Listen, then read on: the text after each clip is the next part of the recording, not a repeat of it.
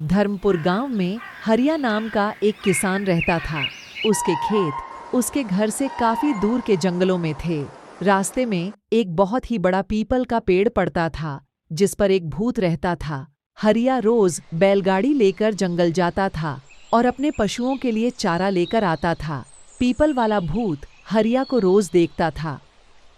People के वृक्ष में देवताओं का वास होता है, इसलिए हरिया रोज पीपल के वृक्ष को प्रणाम करके आगे बढ़ता था। पीपल वाला भूत हरिया से बहुत प्रसन्न रहता था। उसके पास 2 भैंसें थीं और दोनों ही बहुत दूध दिया करती थीं। भैंसों का दूध वह गांव के ही एक रामू दूधिया को बेचता था, जिससे उसके पास थोड़े बहुत पैसे आ जाते थे। रामू दूधिया एक लालची व्यक्ति था, जो दूध में पानी मिलाकर बेचता था। रामू दूधिया नापतोल में भी गड़बड़ी करके हरिया का सारा दूध ले लिया करता था।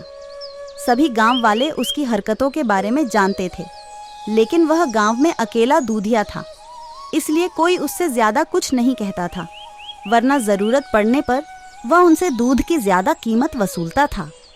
रामू दूधिया भी रोज उसी रास्ते से जाता था जहां पर पीपल वाला भूत रहता था।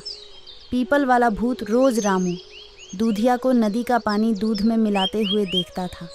एक बार हरिया किसान के खेत में आग लग जाती है, जिससे उसकी सारी फसल नष्ट हो जाती है। फसल के नष्ट हो जाने पर वह अपने पशुओं के लिए चारा ले जाने में असमर्थ था। उसे अब चारे के लिए अधिक पैसे खर्च करने पड़ते थे, इसलिए हरिया किसान को अपनी एक भैंस बेचनी पड़ी। लेकिन फिर भी उसके खर्च कम नहीं हुए, इसलिए उसे दूसरी भैंस को भी बेचना पड़ा। हरिया किसान जब कई दिनों तक खेत पर नहीं आया, तो पीपल वाले भूत ने सोचा कि मुझे जाकर उसके घर देखना चाहिए कि क्या स्थिति है। उसी रात पीपल वाला भूत हरिया किसान के घर पहुंच जाता है। उसके घर पहुंचकर वह देखता है कि रामू दूधिया हरिया का बैल चुरा रहा था। रामू दूधिया हरिया का बैल ले जाकर अपने घर बांध देता है। पीपल वाले भूत को रामू दूधिया पर गुस्सा आ जाता है। वह हरिया के बैल को वापस ले जाकर उसके घर बांध देता है और एक शेर को रामू दूधिया के घर बांध देता है। फिर पीपल वाला भूत हरिया के घर जाता है और देखता है कि हरिया का परिवार बहुत दुखी था। थोड़ी देर बाद पीपल वाले भूत को सारी बात समझ आ जाती है। भूत एक सोने के सिक्कों से भरा कटोरा हरिया के घर रख देता है और चला जाता है। सोने के सिक्कों से भरा कटोरा देखकर हरिया का पूरा परिवार खुश हो जाता है। जब सुबह होती है तो रामू दूधिया देखता है कि एक शेर उसके घर बंधा है। शेर को देखकर रामू के प्राण सूख जाते हैं।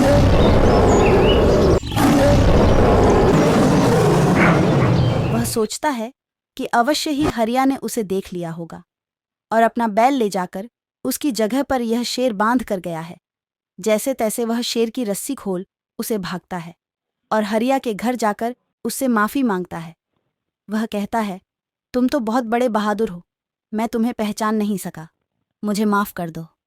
अब हरिया किसान पहले से ज़्यादा अमीर हो जाता है। हरिया 4 भैंस खरीद लेता है और अपने परिवार के लिए एक बड़ा घर बनवाता है और बाकी बचे सिक्कों से गांव के गरीब लोगों की मदद भी करता है। फिर वह अपने खेतों को पहले की तरह उपजाऊ बनाता है। रामू दूधिया भी अब हरिया के दूध की नापतौल में गड़बड़ी नहीं करता।